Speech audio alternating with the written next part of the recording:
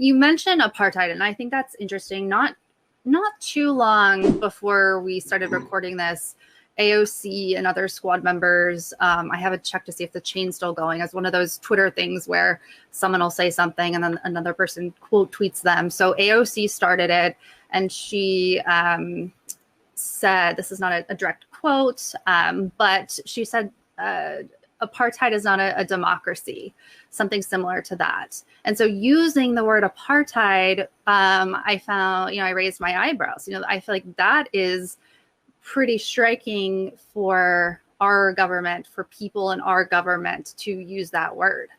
And now Cori Bush, I saw Rashida Tlaib.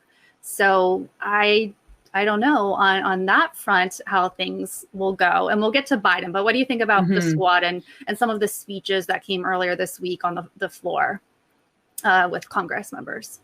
Of course, I've been disappointed with anyone who doesn't have, I think the bare minimum should be advocating for, of course, the rights of Palestinians and unequivocal condemnation for Israel because of just its sheer brutality and the unevenness of the power dynamic. But I will say, to your point about how are things changing on the ground, the fact that we have an actual sitting congresswoman who is a Palestinian. Yes. And you cannot deny her lived experience of being a Palestinian and experiencing the apartheid regime.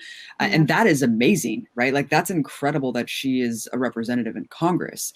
Someone like Ilhan Omar, who was also violently expelled from her home in Somalia because of US policy and bombing. And she's a refugee and she wears hijab. And like, that's a huge thing. We've seen the absolute demonization campaign against her and Rashida.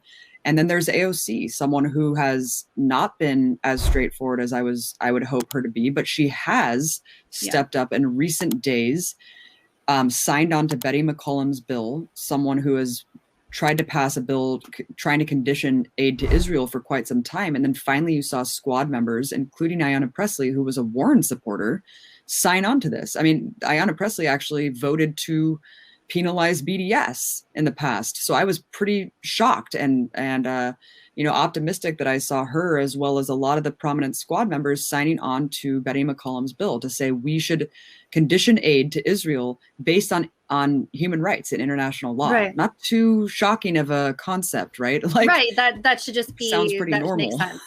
Yeah, that seems fine.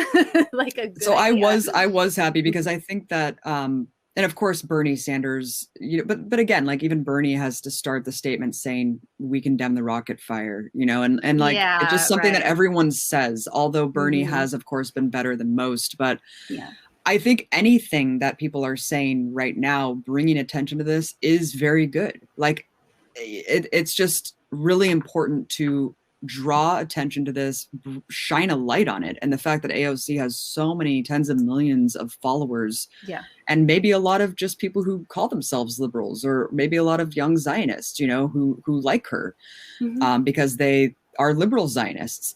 And so that's why it's so important what she's doing and to continue to talk about this. And I think Ilhan Omar did a big presentation where she was actually showing, bombed neighborhoods and bodies, and these are the things that need to happen.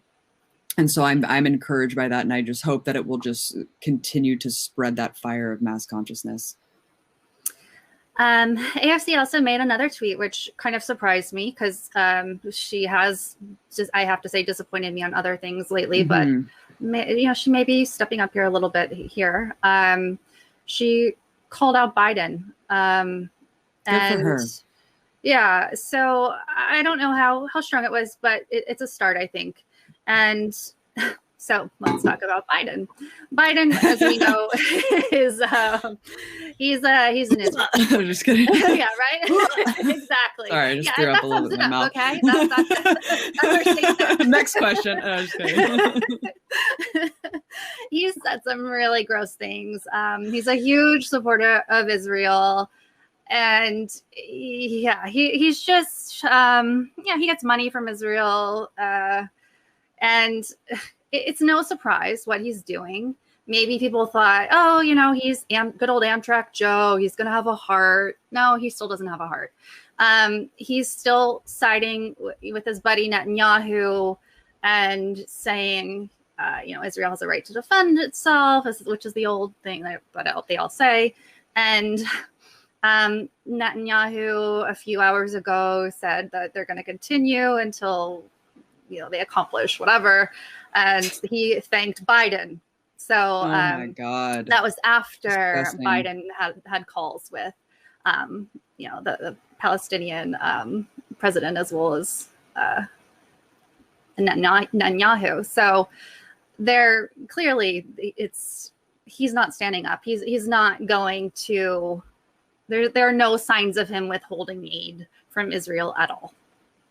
So, I mean, no, I mean, Biden is certainly not going to take that approach unless he is forced to. I think that, and look at even what happened with the Yemen war. I mean, he's still selling weapons to the UAE, and that is still, the blockade is still continuing, this naval blockade that essentially is the main driver of the genocide in Yemen. And that was all a fucking front. I don't know why or how you can actually call yourself a human being, like, unless he's like an alien or something, or like a robot.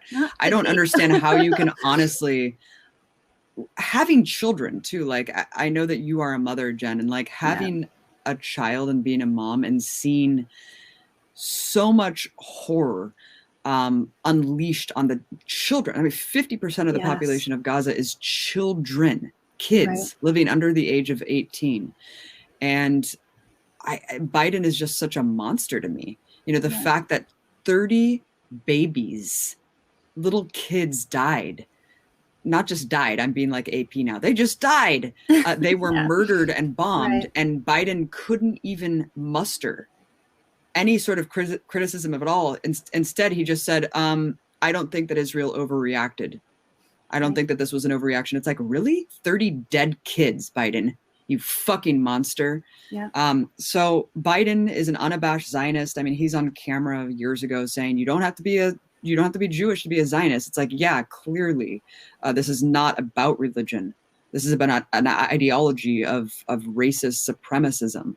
And Biden amazingly kind of sums up the entire purpose of Israel for the U.S. empire in another speech that he gave. I don't know if you saw this one. He had quite a bit more hair, so I'm not sure. Or maybe he got hair plugs. It almost looked like he had less hair back then, but he was younger. But he said in this talk, he said, this $3.8 billion aid package, he said, this is just such an important investment. He was like, because Israel is so useful to the U.S. He said, if Israel didn't exist, the U.S. would have to create it, would have to create Israel in the Middle East to serve her interests. And so that really sums it up. I mean, this is such an important military proxy for the U.S. empire to serve as its battering ram in the region for whatever it wants to do to launch operations and all of this stuff.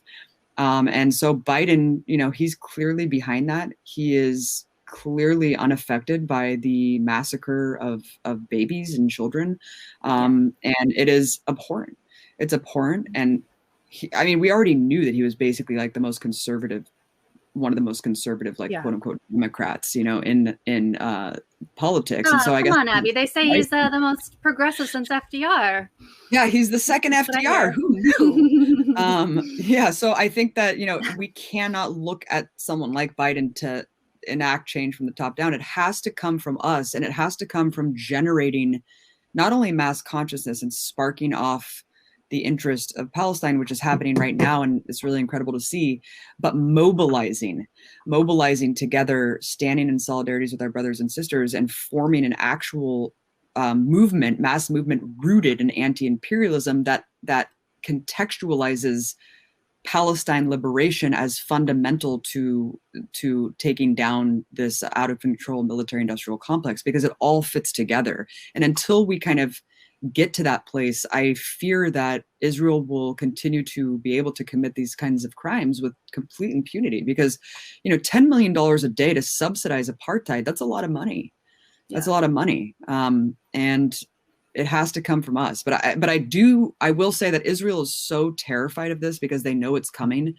And that, I think, says a lot, because the fact that they've tried to criminalize what they know will inevitably bring them down is almost a win for the Palestine movement already, because they know it's an inevitability.